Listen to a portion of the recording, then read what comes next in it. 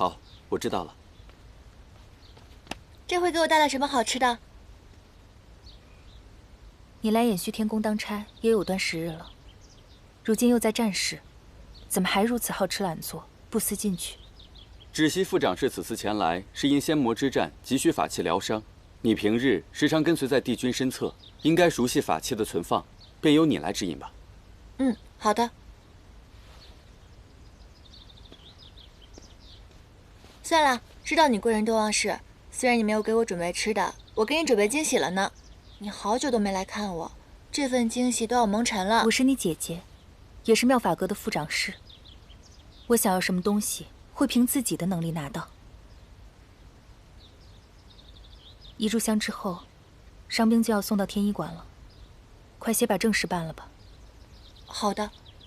对不起，对不起，我不知道是这么性命攸关的事情。那我现在带你去寻法器，走。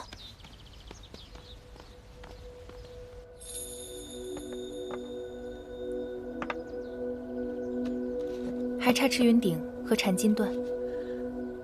这两个法器我平日连面都没有见过，范归君也从未提起过。姐，你确定是在掩虚天宫吗？妙法阁登记造册从未有误，是你自己办事怠慢，不熟悉宫中的物件。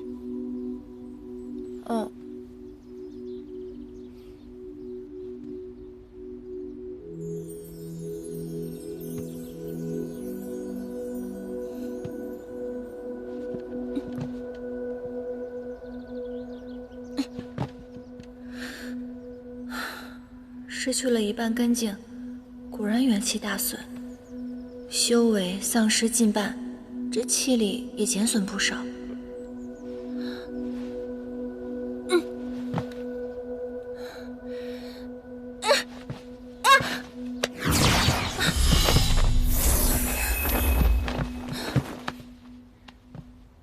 还是我姐厉害。你这样毛手毛脚，得多摔个几次才懂得小心。先玄仓，后天机，是不是按照我上次跟你说的回去练习了？威力是不是大增？还不夸夸我？小寒经这种高阶仙法，我是因妙法阁职务所需才去学习的。你是负责打扫的仙士，宫中的物品摆件都搞不清楚，反而去钻研这些，也太本末倒置了。没有了，我只是在抄那个仙法的时候，我觉得里面有刊物。帝君让你去抄录典籍，不是让你去偷学的。仙界上下有序，理应各司其职，否则便是僭越。创世之战中，帝尊为救活上古遗族血鹰，以新月刃剜肉喂鹰，血鹰一族得以保存，而帝尊却留下了永不愈合的剜月形伤痕。他们的所作所为，你能做到吗？大战之中，你能活得如此安逸，是因为有上神以自己的血肉守护着仙界的和平。开战以来，我向战场上输送法器和丹药，未有一刻停歇过。而你还像往常一样好吃懒做，连自己的分内之事都做不好。我其实没有偷懒，只是那些法器经久不用，我实在是不熟悉。你不需要和我说这些，你已经长大了，自己该做什么心里清楚。我要带着这些法器回天医馆复命了。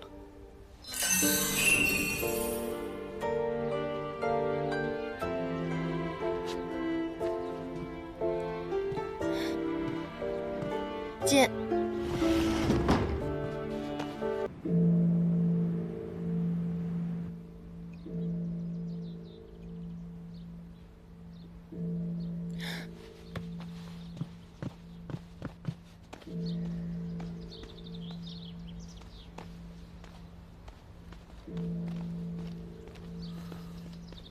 怎么样，胜了吗？